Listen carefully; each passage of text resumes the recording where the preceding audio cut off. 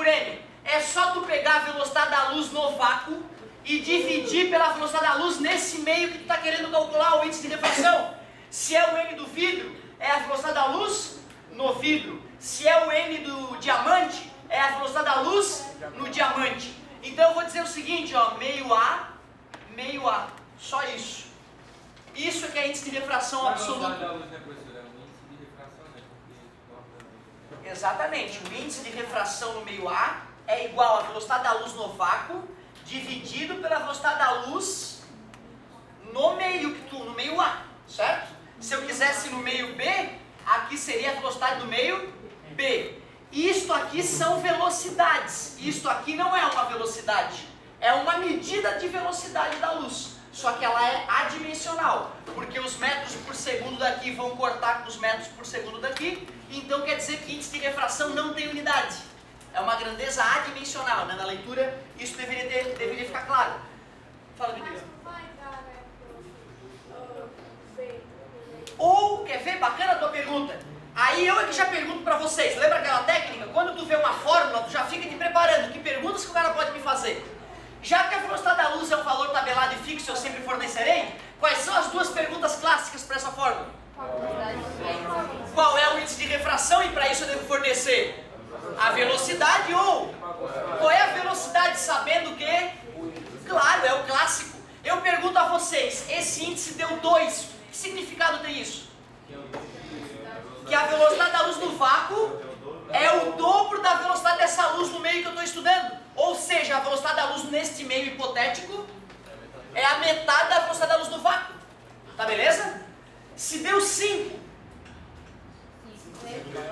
a velocidade da luz no vácuo é 5 vezes maior, porque não existe nada maior que ela. Ou a velocidade da luz nesse meio hipotético é 5 vezes menor. Ou seja, quanto maior o índice de refração, menor é a velocidade da luz nesse material. Isso é que é importante. Exemplos bobos. Professor. Pois não.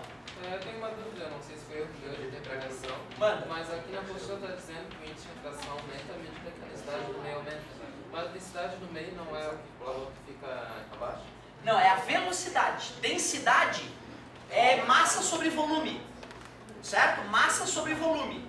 Então, por exemplo, parafina. 1 litro de parafina pesa mais de 1 quilo. 1 litro de água pesa 1 quilo. Então a parafina líquida, ela tem uma densidade maior que a da água, tudo bem? Já que 1 litro dela pesa mais que 1 quilo.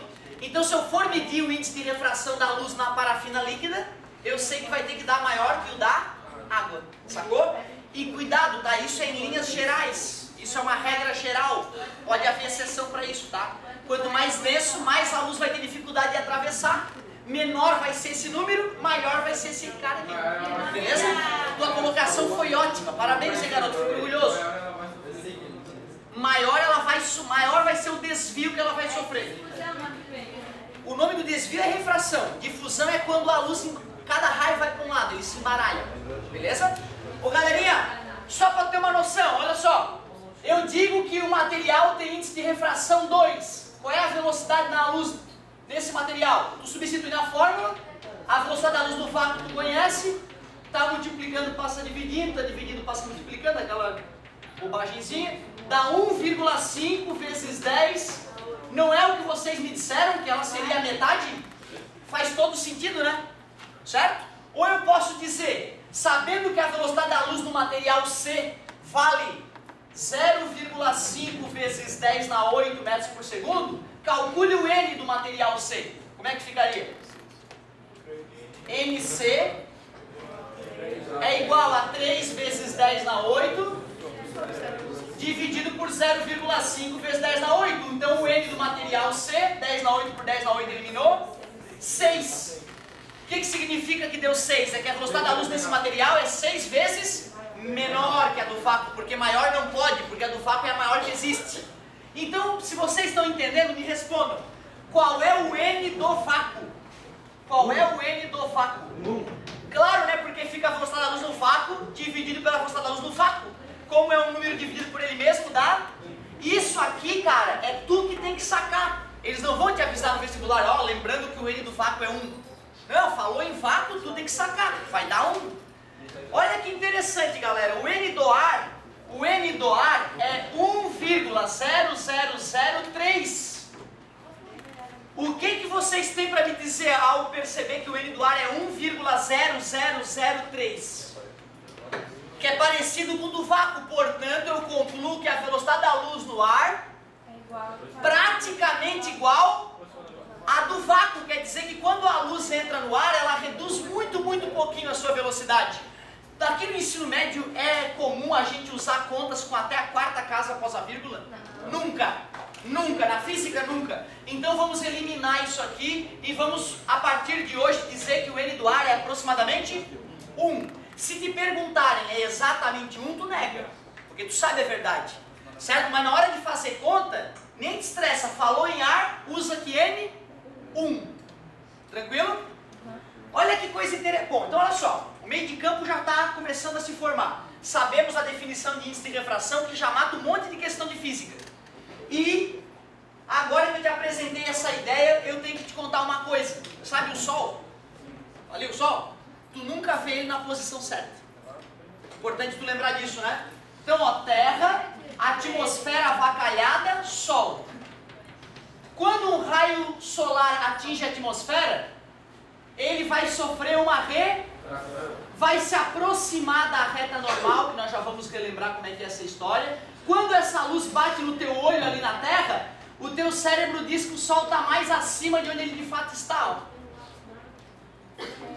Este fenômeno faz com que os dias sejam mais longos, mais curtos ou não interfere na duração dos dias?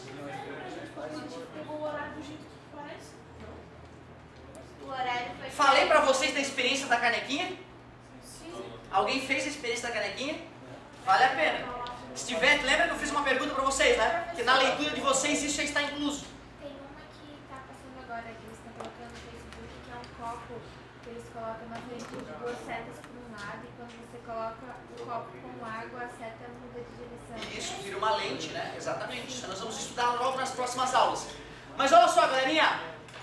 Tu tá vendo essa situação aqui, ó? Mesmo que houvesse uma montanha aqui bloqueando o Sol diretamente, a luz solar conseguiria ir para o outro lado da montanha e atingir o olho do cara. Ou seja, isso ocorre no nascer do Sol. Quando o Sol nasce, tu olha, o Sol nascendo. Na verdade, fisicamente, ele está atrás das montanhas ainda.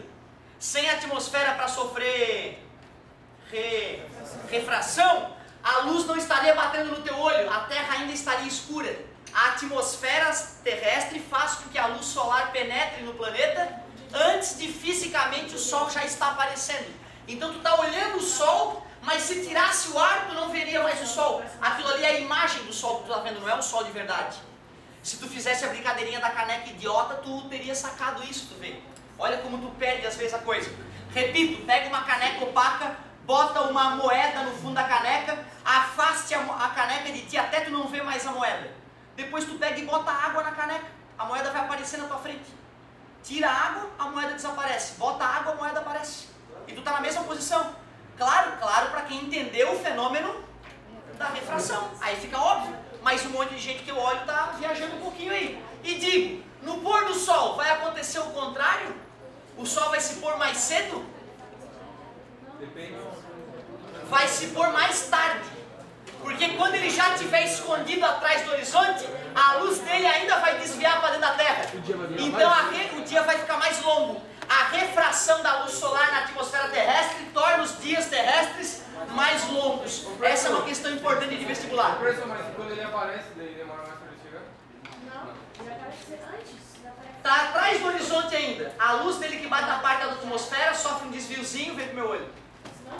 Quando ele já está escondido atrás das montanhas no pôr do sol, a luz dele bate na atmosfera, sofre um desvio e ainda vem pro meu olho. Mesmo quando ele fisicamente ele já está atrás das montanhas. Faz a experiência da caneca que tu vai entender.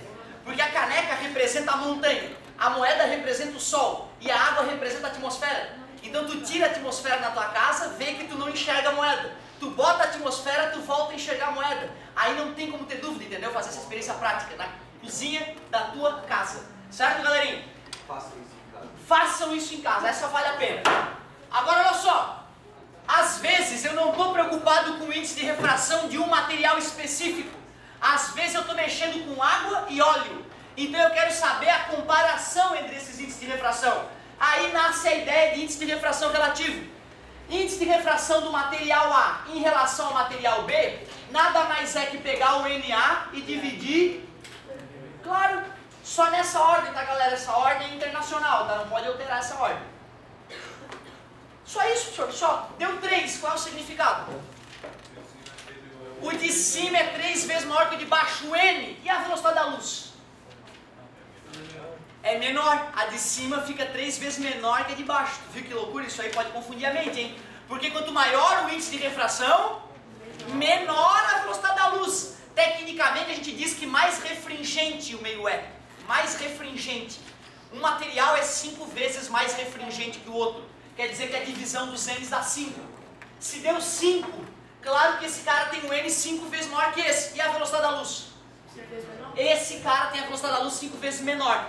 E a prova está aqui, ó. A prova está aqui, já vou liberar uma pergunta. Quem é o NA mesmo? Substitui pela definição ali.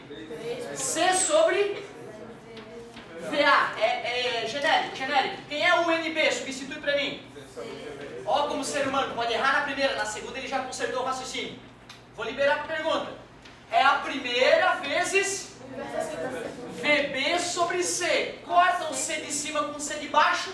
NA em relação ao NB fica VB sobre VA. Tá aqui a prova, ó, se deu 10 essa divisão, quer dizer que a velocidade do B é 10 vezes maior que a do A. Apesar de o NA ser 10 vezes maior que o NB. Tá beleza? A prova tá aqui. Certo? Fala, meu querido, desculpa a demora.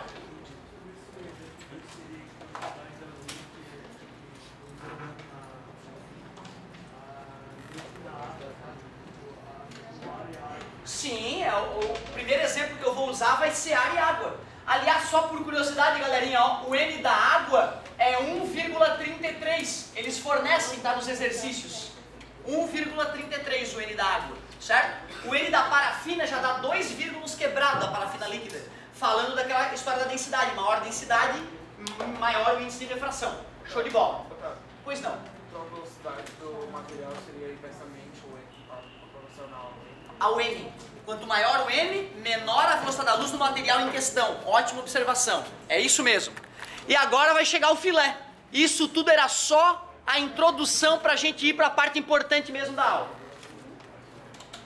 Chegou o momento, amigo, ó, por enquanto eu estava falando do fenômeno e não tinha representado o que ia acontecer, né? Agora vai, ó. Só não vou chamar de ar e água para a galera não achar que é sempre isso. Vou continuar fazendo genericamente. Fazer genericamente exige mais o teu cérebro do que fazer uma situação real. Por isso que eu faço a parte mais difícil. Quanto mais difícil para o teu cérebro, melhor para ti. Senhor, então quando eu pego um atalho para facilitar a minha vida, é ruim para mim? Claro. Claro, e quando meu pai facilita a minha vida? Errado, pai. Deverias forçar a barra pro guri. Quanto mais tu exercitar o cérebro do teu filho, mais foda teu filho vai ser, pai. Que loucura, né? Tu achava o contrário, estás errado, pai. Tem que forçar pro teu filhinho também, tá? E detalhe, galera, sabe quando é que tem que forçar a barra pro teu filhinho? Até os 3 anos de idade. Os especialistas falam que tu transforma uma pessoa normal num gênio até os 3 anos de idade. Tu acredita nisso? É até os 3 anos de idade que tens que estimular o gurizinho com tudo que tu puder. Desde móveis coloridos quando ele foi recém-nascido, música, falar com ele como se ele fosse um adulto, mesmo que ele esteja entendendo bulhufas. Isso faz o cérebro do jovem até os 3 anos fervilhar com ligações neuroniais e podemos formar um gênio. Tu vê que loucura, né? Tu transforma uma pessoa normal num gênio até os 3 anos de idade. Use isso com os filhos de vocês que vai fazer diferença. Certo, galerinha? Ó, reta normal, que nem na reflexão. Raio incidente. Obrigado, amigo.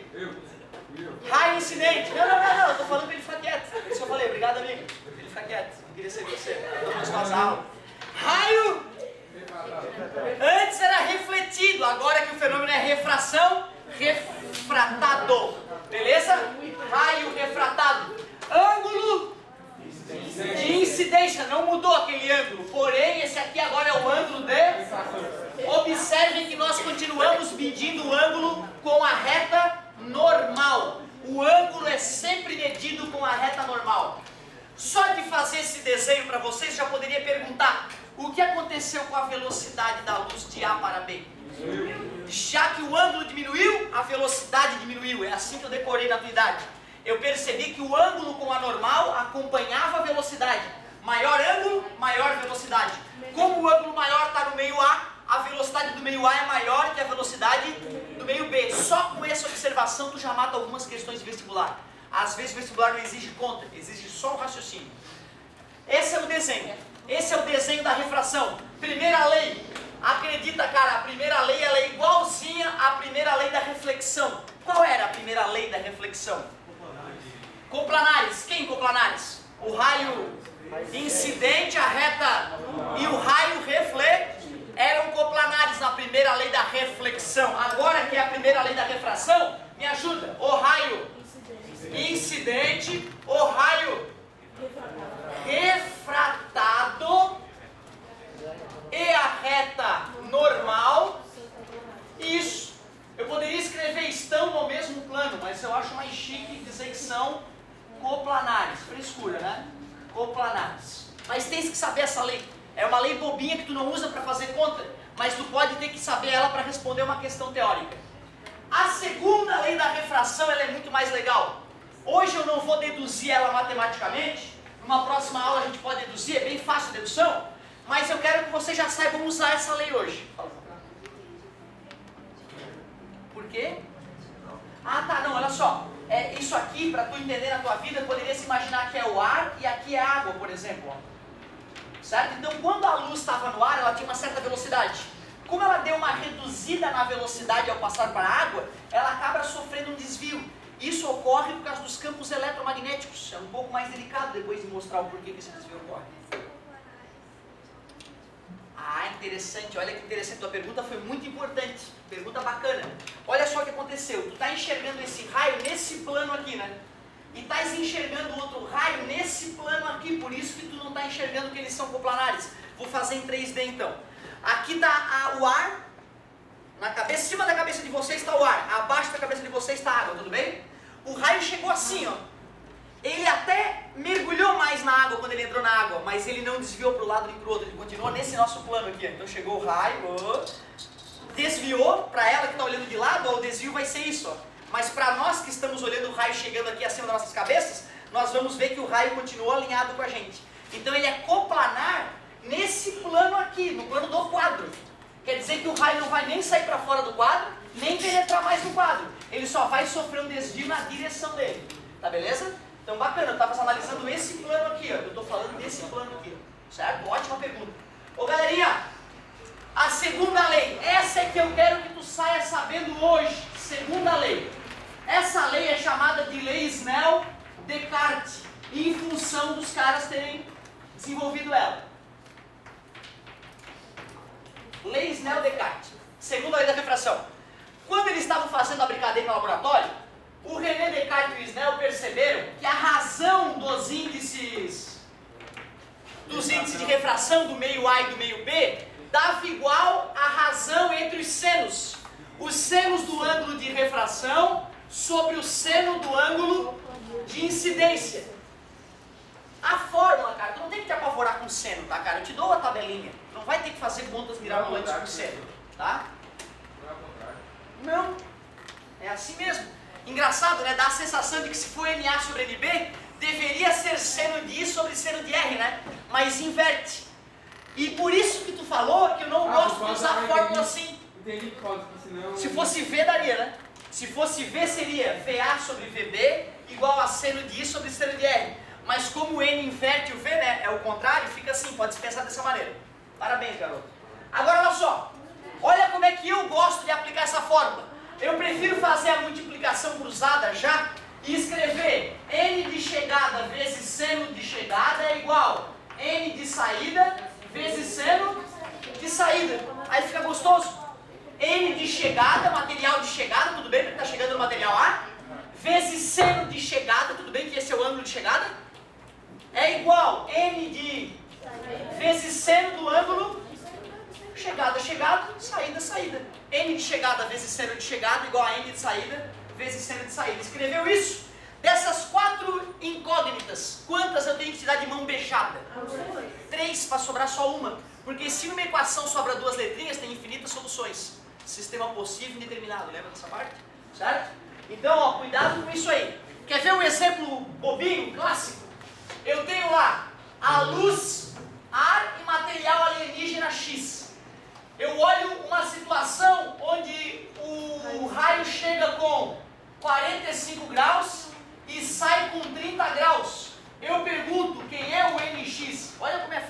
questão de física, cara.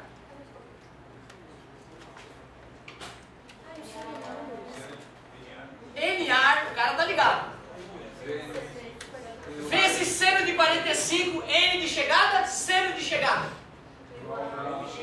NX, seno de 30. Pô, que simples, cara. Quanto é que é o N do ar? É contigo isso aí não vai estar na questão.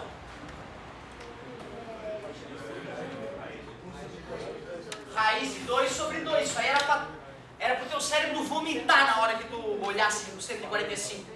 Tu imagina quantos anos tu ficou relapso com a trigonometria para não ter decorado isso. 9º ano, 1º ano, 3 anos, hein, pai? NX vezes. Esse foi, gostei, já tô mais calmo. Cortou o 2 ali embaixo, quanto é que é o NX? Quanto é que é a raiz de 2, mais ou menos? 1,41, certo? Tu concorda que eu poderia te dar o N e te perguntar qual é o ângulo? Para isso, talvez eu tenha que fornecer uma tabela mais extensa de senos, né? Não só aquele 30, 45 e 60. Concorda comigo? Mas, por exemplo, se for um desenho como esse, tu tem uma tabela simples, só de 30, 45 e 60. Tu viu que o ângulo se aproximou? 60 não pode ser, né, cara? 45 não faz sentido. Então tu vê, por lógica, tu sabe que a resposta seria 30 graus. Caso tu tivesse só a tabelinha de 30, 45 e 60. Então, às vezes, uma pitadinha de bom senso, tu mata a questão também, bem rapidinho. Ótimo, ótimo. Eu não sei se nessa apostila já aparece múltiplas refrações. Eu não sei se já aparece múltiplas refrações ali. Mas eu gostei da tua ideia. Vamos fazer já vários materiais, um depois do outro, para ver o que vai acontecer com a refração. Ótima colocação.